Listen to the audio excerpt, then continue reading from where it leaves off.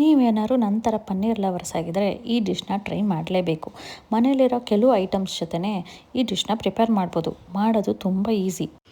Paneer long slices ಆಗಿದ್ದರೆ ಚೆನ್ನಾಗಿರುತ್ತೆ. ನಾನು ಹೇಳಿರುವ ಮಸಾಲೆಗಳಲ್ಲದೆ ನಿಮಗೆ ರುಚಿಗೆ ಬೇಕಾದ ಮಸಾಲೆಗಳನ್ನು ಆ್ಯಡ್ ಮಾಡ್ಕೋಬೋದು. ಮಸಾಲ ಪ್ರಿಪೇರ್ ಮಾಡಿಕೊಂಡು ಪನ್ನೀರ್ 2 ಸೈಡ್ಗೂ ಅಪ್ಲೈ ಮಾಡಿ 5 ಮಿನಿಟ್ಸ್ ಮ್ಯಾರಿನೇಟ್ ಮಾಡಬೇಕು. ಮ್ಯಾರಿನೇಟ್ ಆದಮೇಲೆ 2 ಸೈಡು ತವಾ ಮೇಲೆ ಫ್ರೈ ಮಾಡಿ ಪನ್ನೀರನ್ನ ರೆಡಿ ಮಾಡ್ಕೋಬೇಕು. ಪನ್ನೀರ್ ಫ್ರೈ ಮಾಡ್ಬೇಕಾದ್ರೆ ಕೊರಿಯಂಡರ್ ಲೀವ್ಸ್ ಎಕ್ಸ್ಟ್ರಾ ಟೇಸ್ಟ್ ಕೊಡುತ್ತೆ. ಈ ಡಿಶ್ಗೆ ಮೈನ್ ಇಂಗ್ರೀಡಿಯೆಂಟ್ಸು ಬನಾನಾ ಲೀಫ್ ಮತ್ತು ಕೊಕೊನಟ್ ಮಿಲ್ಕ್. ಈ ಡಿಶ್ ಪನ್ನೀರ್ ಅಲ್ಲದೆ ನಾನ್ ವೆಜ್ ಲವರ್ಸ್ಗೆ ಫಿಶ್ನಲ್ಲೂ ಟ್ರೈ ಮಾಡ್ಬೋದು. ನೀವು ಟ್ರೈ ಮಾಡಿ ಹೇಳಿ. I am a vegetarian, so I have only done with paneer.